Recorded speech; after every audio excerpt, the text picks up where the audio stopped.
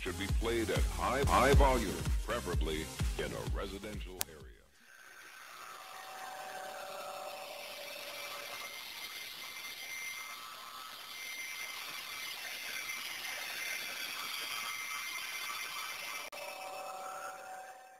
I think that Urban Meyer's kind of accepted the fate and what the committee gave them. But one thing that I guess I resent about this era that we're in, you played in Florida, Joey, of course, at Ohio State, LSU, me at Ohio State, and we lived in an era where the entire offseason was about winning the SEC for you guys, trying to win the Big Ten for us.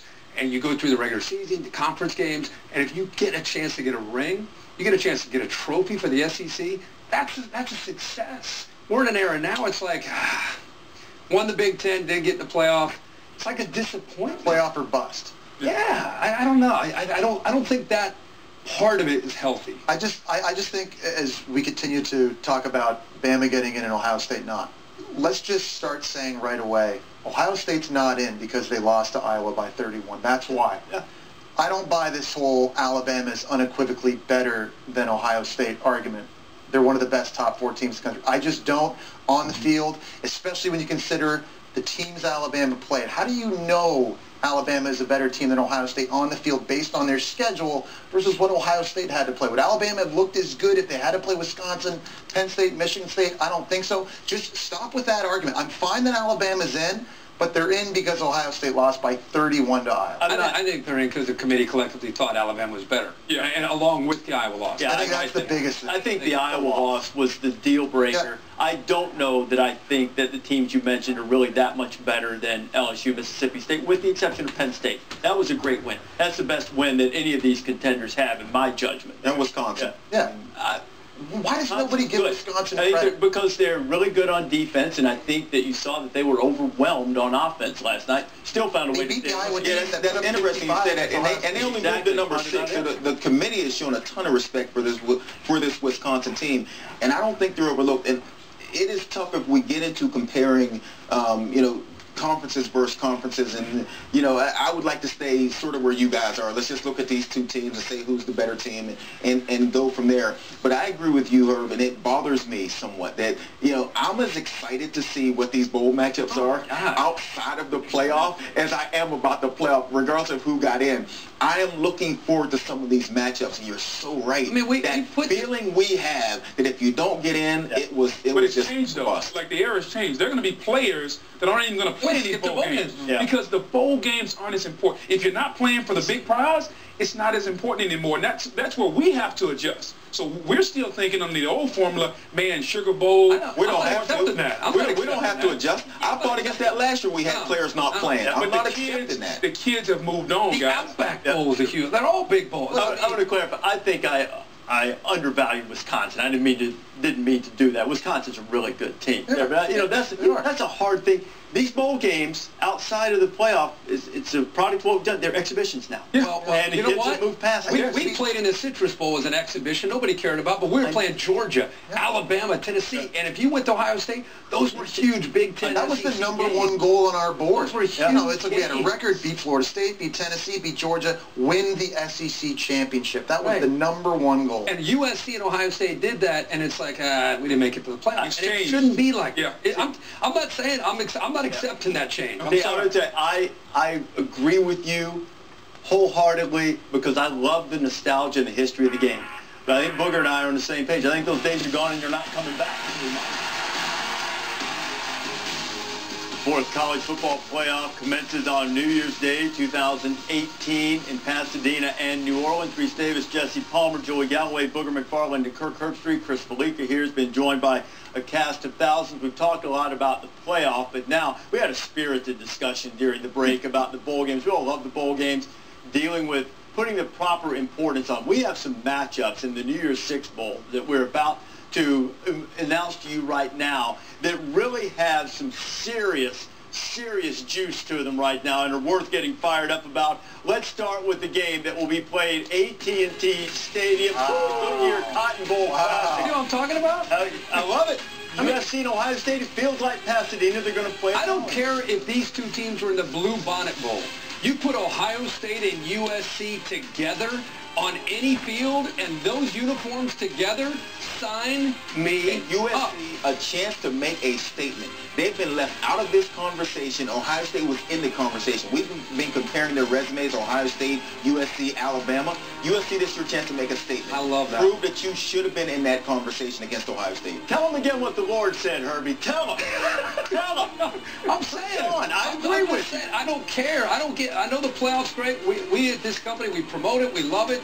I'm just saying, why do we have to look at the other bowls as if they're the NIT tournament in college hoops? They're not. It feels like a giant Rose Bowl classic matchup. No doubt about it. I'll tell you, it's a great game for Sam Darnold here because of his legacy at USC, but also when you look at bowl games, you kind of project. A lot of NFL eyeballs will be on Darnold needs to come back. He will be a top 5 pick if he comes out. Has a chance to prove that against one of the best defensive lines in college football. Sam, come back to college next year. Herbie said a lot of really important things, but he said 2 words that I want to beg Ohio State to listen to. These uniforms. These uniforms for this game. No alternates. That's it. No goofy. You can play backyard uniforms. football with these two teams playing each other, and it would be exciting. This is traditional matchup. This is a great one. I'm saying I want scarlet. I want gray. You don't need no. Scarlet, gray. That's what I want. That's against the rules. Yeah. Against the rules. And down at Jerry World also. That's an awesome venue to have sweet. these two teams play each other. So those two teams in the New Year's Six, that'll be a great showdown December 29th. Nice. How about this one? The PlayStation Fiesta Bowl on December 30th in the afternoon. Washington, playoff team last year against Penn State. That defense of Washington against Saquon Barkley, Trace McSorley, that is a great matchup. How about Washington on defense this year? Remember they lost all those guys last year to the NFL draft, 3 guys in the secondary in the second round, even guys up front, but Vita Vea, physical, they can control the line of scrimmage with 3 dudes, and it'll be fun watching the best running back in college football, Saquon Barkley, square off against. Bryce Love got the best of them. Let's see how they do with Saquon Barkley. And if you're Saquon Barkley, after 4 or 5 games, you were the leading contender for the Heisman Trophy, then we kind of forgot about you.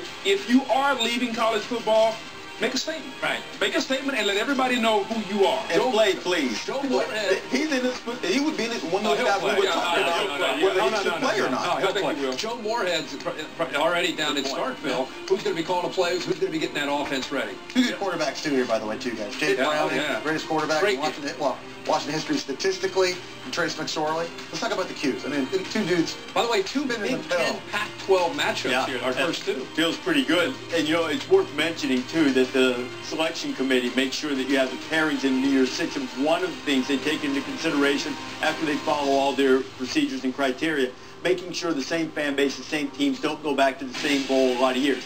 Ohio State spent a ton of time in the Fiesta Bowl, so now Penn State's going. Last time Penn State went to the Fiesta Bowl. I was just going to say. Do we got to go back to Kurt Warner? No, but Miami. In all credit to James Franklin, guys, because listen, what happened with Jerry Sandusky and Joe Paterno, wasn't that long ago, where James Franklin now has this team back-to-back 10-win seasons, a Rose Bowl a year ago, and now going to the Fiesta. Penn State is back. Here's the word perspective for Penn State, and appreciate where you are this year with James Franklin. You know, it was a great run for them. Capital One Orange Bowl. They have a contract with the ACC, so Miami, as the ACC runner-up, will play in their home stadium against Wisconsin. That'll be December 30th, 8 o'clock on ESPN. Can Miami turn their fortunes around? They look so good, became a trendy team after Virginia Tech and Notre Dame, and it's gone south since. And now they have a chance against a Big Ten team. Athletically, we know what they can do out in space. And Wisconsin, they lose to Ohio State, disappointed by not getting into the playoff. And now you got to have a head coach. Paul Chris has got to get his team motivated to go down and play and get ready to play on the road at Miami. And if you're Wisconsin, you've heard a lot about these other teams. Alabama with 1 loss gets into the playoff. You looked overmatched against Ohio State from an athleticism standpoint. But guess what? Miami got some horses too, especially on the defensive front 7. And so if you're Hornibrook and you're that coaching staff, how do you get this team prepared to go against a team that's probably going to be better athletes than you are? Can't wait to see how Wisconsin responds. And this is a great matchup if I'm Wisconsin. I want a piece of Miami. They haven't looked great in their last 2 games, and it's a chance to make a statement. Wisconsin, without the key win on their resume, so a lot of talk. Should they get in? Do they deserve to get in? You knock off Miami and you change the narrative, not just for this season, but moving forward. Wisconsin needs to change their own narrative moving forward. Knock off Miami, and it does that. Which team will be more motivated? And by the way, I should ask Bear, how many times has Wisconsin finished in the top 5 in the history of Wisconsin football? So there's plenty of motivation for Wisconsin. Bear, you on that? A win. He didn't know that off the top of his head. A win, and they're up in the top 5. Can Miami overcome the injuries on offense? So Chris Herndon at tight end, Amon Richards at wide receiver. They're not going to come back and play in this game, and you saw how that affected them, albeit against a great defense against Clemson. Always beware of a team that loses its conference game going into a bowl game. Sometimes sleepwalking happened to me my junior year. We lost to Alabama in the MCC title game. Went in against a Michigan State team. Nick Saban just left them. You had the booger approach. We thought we were going to roll. We got Plaxico Burress, and it wasn't good. Yeah. So just for Wisconsin, like Joey says, an opportunity to make a statement. They should be fired up. Rozier's got to play better for Miami. The last couple games, he didn't play well. He has got to play better for this offense. If he wants to hold on to that job moving forward next year, he better play better. By the way, the Bear is checked in. Research done 3 times. Last coming 1999. Talk about motivation. Wow. Russell Wilson didn't even finish up the top 5. Came close. That was a great bowl game. Came close. Couldn't get that last snap off. Couldn't quite get it done. That's the Capital One Orange Bowl, Wisconsin in Miami on December 30th. One more New Year's 6 matchup, the Chick-fil-A Peach Bowl. Can't wait. Auburn's going to go right back to Atlanta and then take on UCF, the American champions. Scott Frost and his staff, they're going to coach this game. This is an opportunity for him to make one last statement. The speed, the athleticism of UCF, they're going to spread Auburn out. Auburn is great inside the front 7. I want to see them in space. There's no doubt about it. Who will be the most motivated team? UCF will be motivated for this game. Will Auburn be? I just don't know. Kerryon Johnson's shoulder. We see Kerryon Johnson healthy. Good stuff, though, right? No doubt. It'll get interesting if he is. These guys we like to listen to. To keep UCF's offense, who scores a ton of points, leads the country in points, on the sideline. And Jesse, you heard you said it before. Your offense, if you're Auburn in this situation, will be your best defense. Get the offense on the field. 2 things. Will Gus Malzahn be the coach? Yep. Will he be in Arkansas? I tried to get Reese to ask him about Arkansas. He said after the game yesterday, after the loss to Georgia, Gus said, I want to be the coach at Auburn, but there was certainly some latitude in that answer. It was not definitive. I do wonder, I agree, UCF is going to be so motivated as the only undefeated team, and they're really good. They're capable of beating teams whether the opposition's fully engaged or not.